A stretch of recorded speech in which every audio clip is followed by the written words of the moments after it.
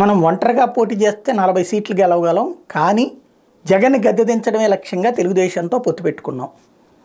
ఇది ఒకటి సెంటిమెంట్. నిన్న పవన్ కళ్యాణ్ స్పీచ్‌లో వన్ ఆఫ్ ద సెంటిమెంట్. రెండవది రాజమండ్రి రూరల్ సీటు బుచ్చే చౌదరికి కాకుండా కందుల దుర్గేష్‌కే అని చెప్తూ రాజమండ్రి మనకి సెంటిమెంటు, మన పొత్తుని ఇక్కడే ప్రకటించాం రాజమండ్రి గడ్డ మీదే, కాబట్టి అక్కడ మనం ఖచ్చితంగా గెలిచి తీరాలి.